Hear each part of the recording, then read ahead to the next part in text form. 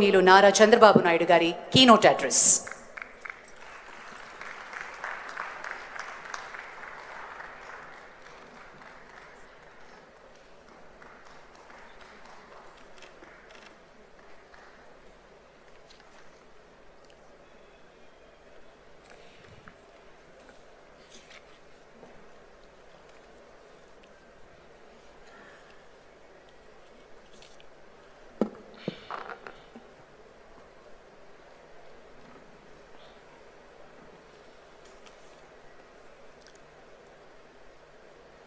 గౌరవనీయురాలు president world Telugu federation Shrimati Indira Dutt గారు, vice president Shri గౌరవ parliament సభ్యులు శ్రీ ప్రభాకర్ రెడ్డి గారు, వైస్ ప్రెసిడెంట్ శ్రీమతి కవితా దత్ గారు, జనరల్ సెక్రటరీ శ్రీమతి శ్రీలక్ష్మి గారు, ట్రెజరర్ వెంకట్ గారు, చైర్మన్ భారత్ బయోటెక్ కృష్ణా ఎల్లా గారు, ఎర్లగడ్డ హరిచంద్ర ప్రసాద్ గారు, ఈరోజు సన్మాన గ్రహీతులైనటువంటి బివి మోహన్ రెడ్డి గారు, చిగురుపాటి ఉమ గారు, చిత్తూరి సురేష్ గారు, ఇతర ప్రముఖులందరికీ ఈరోజు ఇక్కడ చూస్తే డిఫరెంట్ కంట్రీస్ వచ్చారు.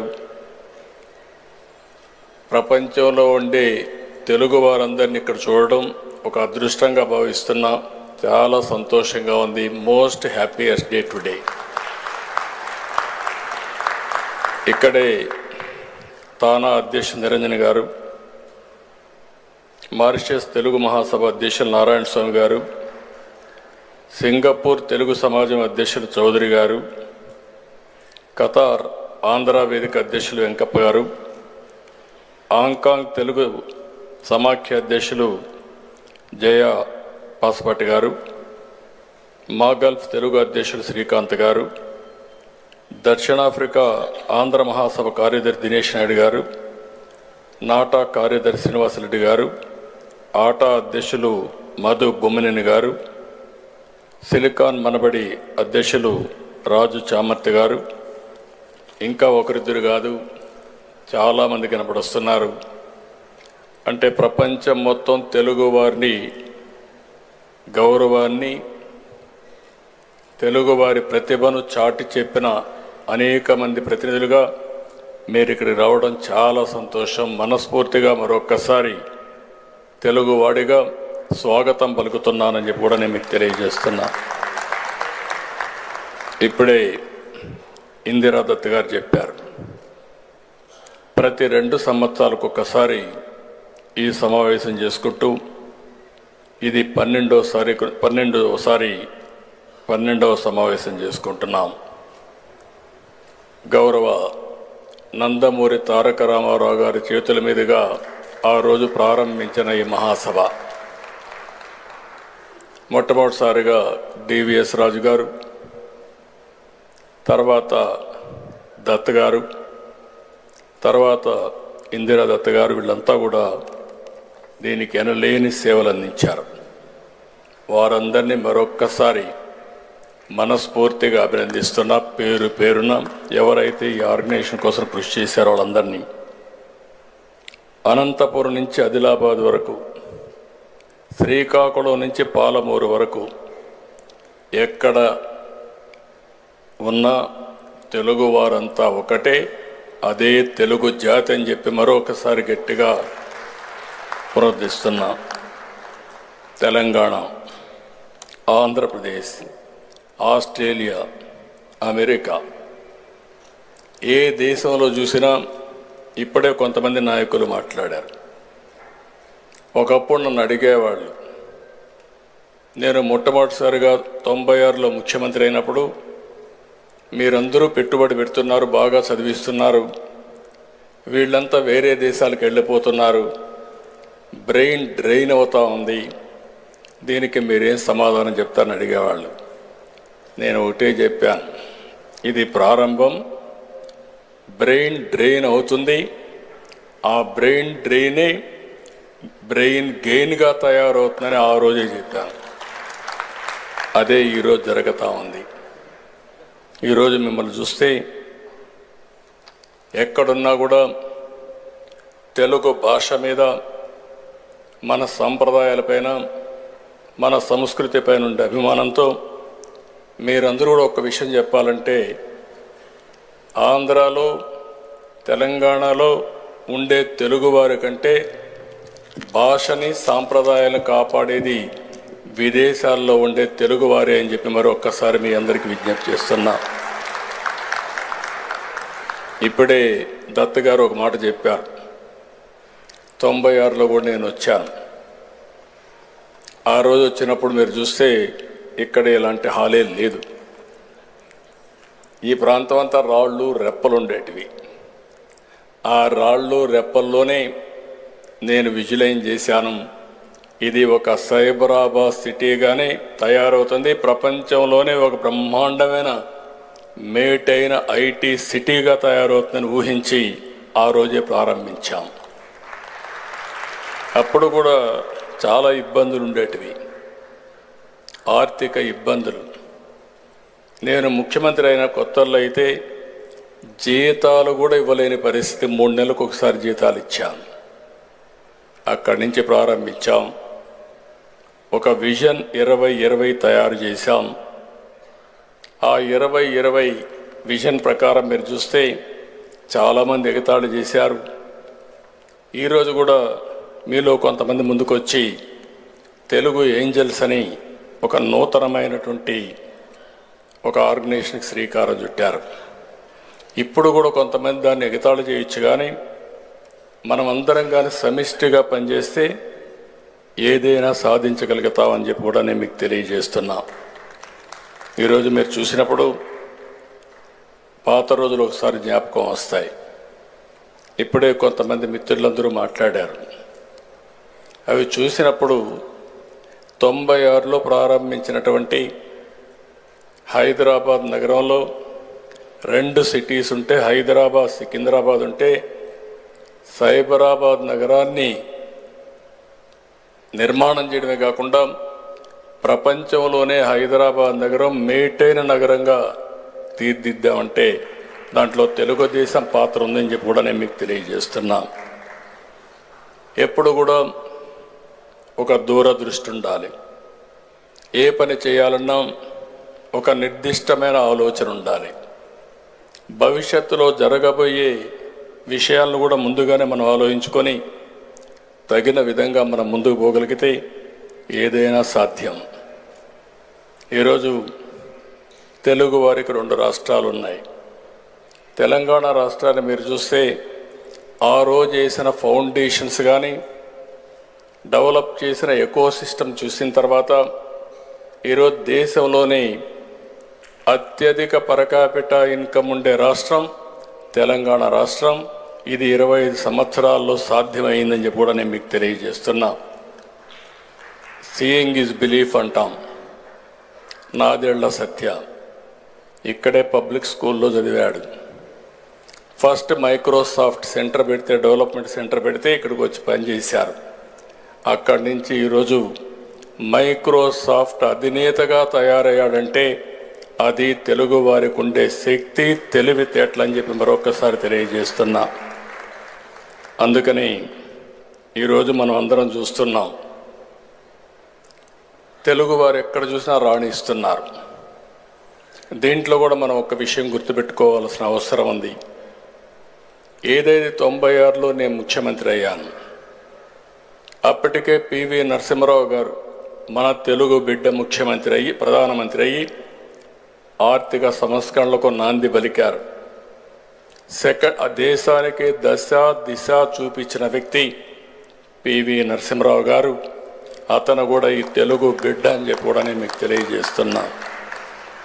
దాన్ని అందిపుచ్చుకొని నేను ఆ రోజు 2nd జనరేషన్ రిఫార్మ్స్కి శ్రీకారం చుట్టాను. ఐటీకి ప్రాధాన్యత ఇచ్చాను.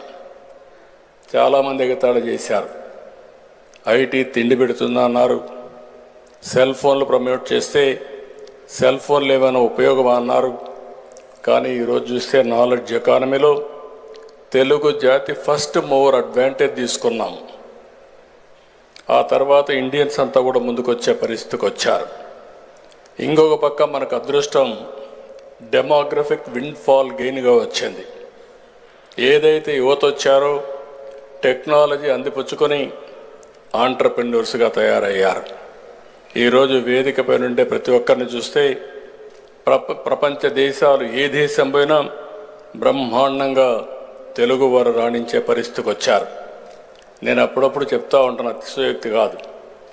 ప్రపంచంలో అమెరికా లాంటి దేశంలో హైయెస్ట్ పర్ క్యాపిటా ఇన్కమ్ సంపాదించే వ్యక్తులు తెలుగు జాతి సంపాదిస్తూ ఉంది. ఇది గర్వకారణం. ఒకప్పుడు నేను ప్రపంచం మొత్తం పోతే అన్ని ఫోరమ్స్లో చెప్పేవాడిని.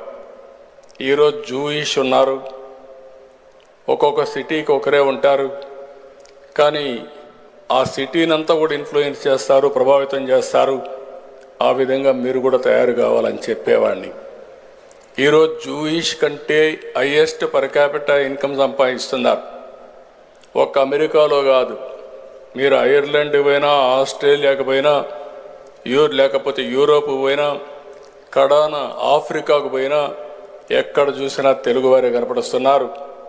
ఎట్టయితే హైదరాబాద్లో ఒకప్పుడు జూబ్లీ హిల్స్కి వస్తే రిచెస్ట్ పీపుల్ ఉంటారో, పాష్ లొకాలిటీ కనపడుస్తుందో, ఏ దేశానికి పోయి గుడ్డిగా మీరు అక్కడికి వెళ్ళి పాష్ లొకాలిటీ ఏదని అడిగితే అక్కడ పోయి తెలుగు మాట్లాడితే మీకు తెలుగులో మాట్లాడే వ్యక్తులు దొరుకుతారు.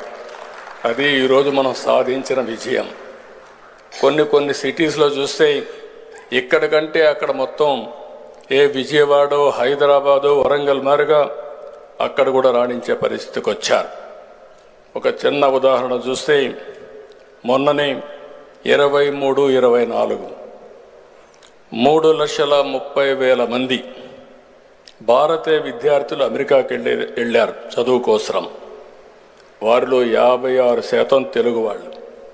అంటే 3,30,000 మందిలో 1,85,000 మంది తెలుగువారు అమెరికాకు చదువు కోసం పోయారంటే దాన్ని బట్టి అర్థమవుతుంది నాలెడ్జ్ ఎకానమీ భవిష్యత్తులో కాదు ఎప్పటికి కూడా తెలుగు వారి సొంతం, దాంట్లో అనుమానం లేదని చెప్పి కూడా నేను మీకు తెలియజేస్తున్నా. అమెరికాలో 12వ భాష తెలుగు భాష. రేపు ఇంకొన్ని రోజులు పోతే ప్రతి ఒక్క దేశంలో కూడా తెలుగు వారిని రికగ్నైజ్ చేసే పరిస్థితి వస్తుంది. దీంట్లో ఏమాత్రం కూడా అనుమానం లేదని చెప్పి కూడా నేను మీకు తెలియజేస్తున్నా. ఈరోజు ఇక్కడ ఈ సభలో నేను ఒకటే మిమ్మల్ని కోరుతున్నాను, మీరంతా కూడా మీ క్యారియర్ కోసం, అవకాశాల కోసం ప్రపంచం అంతా వెళ్ళారు. దాంట్లో తప్పు లేదు.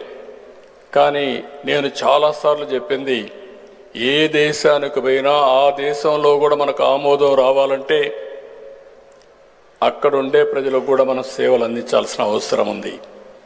అదే సమయంలో ఈ దేశాన్ని మర్చిపోకుండా, మాతృదేశాన్ని మర్చిపోకూడదు, జన్మభూమిని మర్చిపోకూడదు, కర్మభూమికి కూడా మీరు సేవలు చేసి మీరు రాణించాలని చాలా సందర్భాల్లో చెప్పాను. ఇప్పుడు కూడా మీరందరూ దీన్ని కొనసాగించాల్సిందిగా మరొక్కసారి మీ అందరికీ విజ్ఞప్తి చేస్తున్నా. ఈరోజు ఇంకొక పక్కన మనం ఒకసారి చూస్తే ఈరోజు చాలామంది ఇక్కడికి వచ్చారు. వీళ్ళందరినీ చూస్తే నాలెడ్జ్ ఎకానమీలో నేను ఒకటే ఆ రోజు ఐటీ గురించి మాట్లాడాను. ఈరోజు ఐటీ నెక్స్ట్ లెవెల్కి వెళ్ళాం. ఆర్టిఫిషియల్ ఇంటెలిజెన్స్కి వచ్చాం, డీప్ టెక్నాలజీకి వచ్చాం. ఈరోజు నేను ఒకటే మిమ్మల్ని కోరేది, నేను ఆ రోజు ఒక్కొక్క ఇంటిలో ఒక్కొక్క ఐటీ ప్రొఫెషనల్ ఉండాలని చెప్పి కోరాను. దాంతో చాలా దేశాలకు వెళ్ళారు. ఐటీ ప్రొఫెషనల్స్గా ఉన్నప్పుడు నేను మీరు ఉద్యోగాలు అడగడం కాదు, ఉద్యోగాలు చేయడం కాదు, మీరు ఉద్యోగాలు ఇచ్చే పరిస్థితి రావాలి, మీరు ఆంటర్ప్రెన్యూర్స్ కావాలని చెప్పి కూడా పిలిపించాను. దాంతో ఆంటర్ప్రెన్యూర్స్గా తయారయ్యే పరిస్థితికి వచ్చారు. ఇప్పుడు నేను మిమ్మల్ని కోరేది, ప్రతి ఒక్క ఇంటికి ఒక ఐటీ ప్రొఫెషనల్గా ఉండడమే కాదు, ప్రతి ఒక్క ఇల్లు కూడా ఆర్టిఫిషియల్ ఇంటెలిజెన్స్ను ఉపయోగించుకొని ఆర్టిఫిషియల్ ఇంటెలిజెన్స్ ద్వారా మీ నిర్ణయాలు చేసేటప్పుడు తప్పుడు నిర్ణయాలు కాకుండా సరైన నిర్ణయాలు చేసే పరిస్థితి రావాల్సిన అవసరం ఉంది. అదే సమయంలో ఈరోజు ఇంకొక పక్కన ఆలోచిస్తే నేను ఒక పిలిపిచ్చాను, ప్రతి ఒక్క ఇంటికి ఒక ఆంట్రప్రెన్యూర్ తయారు కావాలని. చిన్న ఆంట్రప్రెన్యూర్ కానీ పెద్ద ఆంట్రప్రెన్యూర్ కానీ తయారు కావాల్సిన అవసరం ఉంది. ఇప్పుడే మిత్రులు మాట్లాడారు. నేను సింగపూర్లో మాట్లాడినప్పుడు ఒక మాట చెప్పాను. ఈరోజు మీరు ఉద్యోగాలు చేస్తూ చాలని జీతంతో ముందుకు పోయినప్పుడు మనం ప్రపంచంలో గుర్తింపు తెచ్చుకోలేం. మనం పారిశ్రామికవేత్తగా తయారై డబ్బులు సంపాదించగలిగితే మళ్ళా ఆ డబ్బుల్ని మీనింగ్ఫుల్గా కూడా ఖర్చు పెట్టాల్సిన అవసరం ఉంది. ఈ విషయమే చాలాసార్లు నేను చెప్పాను. ఒకప్పుడు నేను ఇక్కడి నుంచి పారిశ్రామికవేత్తల్ని విదేశాలకు తీసుకెళ్ళాను. ఒక్కొక్కసారి 50 మందిని 60 మందిని వాళ్ళ ఖర్చులే పెట్టుకొని వచ్చేవారు. ప్రపంచమంతా తిరిగేవాళ్ళం. ఇదే మాదిరిగా మీటింగులు పెట్టి అక్కడ లోకల్ పీపుల్తో మన వాళ్ళందరినీ నెట్వర్క్ చేపిస్తూ ఎంఓయూలు చేయడం, కొలాబరేషన్లు పెట్టడం, టెక్నాలజీ తీసుకురావడం, ఇలాంటి కార్యక్రమాలన్నీ చేసే పరిస్థితికి వచ్చాం. నేను ఎప్పుడో చెప్పేవాడిని, డబ్బులు అవసరం. పెట్టుబడులు పెట్టాలంటే డబ్బుల కంటే కూడా ఐడియాస్ అవసరం. ఈరోజు వేదిక పైన ఉండే ప్రతి ఒక్కరు కూడా డబ్బులు పెట్టే పైకి రాలేదు. ఒక ఆలోచన చేశారు. ఆ ఆలోచనతో ఈరోజు ఆ స్థాయికి ఎదిగే పరిస్థితికి వచ్చారు. ఒక ఉదాహరణ చెప్తున్నాను. ఇక్కడ మనం కన్వెన్షన్ సెంటర్లో ఉన్నాం. నాకు ఆ రోజు ఒక ఆలోచన వచ్చింది. ఒక మంచి కన్వెన్షన్ సెంటర్ దేశంలో లేదు.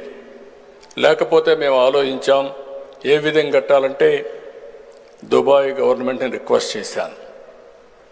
దుబాయ్ గవర్నమెంట్ రిక్వెస్ట్ చేస్తే ఏ విధంగా కట్టాలని ఆలోచించినప్పుడు ఒక వైబిలిటీ రావాలి, సస్టైనబిలిటీ రావాలనే ఉద్దేశంతోనే ఇక్కడ కన్వెన్షన్ సెంటర్ కడితే ఎంఆర్ ప్రాపర్టీస్లో విల్లాస్ కట్టుకోవడానికి ల్యాండ్ ఇస్తానని ప్రపోజల్స్ పెట్టాను. అక్కడ ఎంఆర్ ప్రాపర్టీస్ అక్కడ ప్లాట్స్ చేసి గోల్ఫ్ అవన్నీ అక్కడ తీసుకొచ్చారు. ఇక్కడ వస్తే బ్రహ్మాండమైన కన్వెన్షన్ సెంటరే కాకుండా పక్కన ఎగ్జిబిషన్ సెంటర్స్, హోటల్ ఇవన్నీ కట్టాం. పక్కనే ఎన్ఏసి కట్టాం. ఒక్క పైసా ఖర్చు పెట్టకుండా ఇవన్నీ క్రియేట్ చేశామంటే అది ఒక ఆలోచన. ఇలాంటి ఆలోచనలోనే ఆ రోజు ముందుకు పోయాం. ఫస్ట్ టైం మీరు చూస్తారు, ఇక్కడ కూడా ఉంది, హైటెక్ సిటీ ఉంది. హైటెక్ సిటీ కట్టినప్పుడు ఏం చేయాలి, ఐటీకి దారి ఏంటని ఆలోచించినప్పుడు మొట్టమొదటిసారిగా హైటెక్ సిటీ కట్టాం. హైటెక్ సిటీ కట్టిన తర్వాత ఏ విధంగా మనుషుల్ని తయారు చేయాలంటే 20-30 ఇంజనీరింగ్ కాలేజీలు ఉంటే 200 ఇంజనీరింగ్ కాలేజీలు 9 సంవత్సరాల్లో ప్రమోట్ చేసే పరిస్థితికి వచ్చాం. ప్రపంచం అంతా తిరిగి మార్కెట్ చేసి కంపెనీస్ తీసుకొచ్చాం. బ్రిక్ బై బ్రిక్ పెంచాం. ఐడియాస్తో మనం ముందుకు పోయామని చెప్పి కూడా నేను మీకు తెలియజేస్తున్నా. ఈరోజు తెలుగు జాతికి ఒకటే విజ్ఞప్తి చేస్తున్నాం. మీరందరూ గుర్తుపెట్టుకోవాల్సిన అవసరం ఉంది. ఇటు తెలంగాణలో ఉన్నాం, ఆంధ్రప్రదేశ్లో ఉన్నాం, ప్రపంచంలో ఎక్కడున్నా ఒకరికొకరు పరస్పరంగా సహకరించుకోవాలి. ఈరోజు తెలుగు ప్రపంచ మహాసభ ఒక ఆర్గనైజేషన్ పెట్టారు. ఎక్కడికక్కడ మీరు తెలుగు సభలుంటే అవన్నీ కూడా అఫిలియేషన్ పెట్టుకొని ముందుకు పోయే పరిస్థితికి వచ్చారు. ఇది ఒక ఉదాత్తమైన ఆలోచన. అయితే ఇక్కడ మనందరం గుర్తుపెట్టుకోవాల్సింది, మనం చేసేటప్పుడు నేను ఇంత మునుపు కూడా ఒకసారి ఆలోచించాను, ప్రపంచంలో ఉండే తెలుగు వారందరి కోసం ఏ దేశాల్లో ఎలాంటి అవకాశాలు ఉన్నాయో అవన్నీ కూడా తయారు చేసి ఒక కన్సల్టెంట్ పెట్టి ఒక విజన్ తయారు చేసి ఆ అవకాశాలు మీకు ఇవ్వాలని ఆ రోజు ముఖ్యమంత్రిగా ఆలోచించాను. కొంతవరకు అయింది. కానీ ఈరోజు మీ అందరికీ ఒకటే విజ్ఞప్తి చేస్తున్నా, 2020 విజన్ మీరు చూశారు. ఈరోజు హైదరాబాద్ నగరాన్ని ఈరోజు 2047 తయారు చేశాం. ప్రధానమంత్రి గారు నరేంద్ర మోడీ గారు 2047కి వికసిత్ భారత్గా ఉండాలని విజన్ 2047 తయారు చేశారు. నాకు ఏమాత్రం అనుమానం లేదు, 2047కి భారతదేశం ప్రపంచంలోనే నెంబర్ 1 కానీ నెంబర్ 2 స్థానంలో ఉంటాం. దీంట్లో ఎవ్వరికి ఎలాంటి అనుమానమే అవసరం లేదు. దానికి కూడా కారణాలు చూస్తే ఫస్ట్ మూవర్ టెక్నాలజీలో మనం అడ్వాంటేజ్ తీసుకున్నాం. డెమోగ్రఫిక్ డివిడెంట్ ఒక అడ్వాంటేజ్గా వచ్చింది. ఆంటర్‌ప్రెన్యూర్ స్కిల్స్ మనకు అబ్బాయి. ఈ 3 కూడా డెడ్లీ కాంబినేషన్.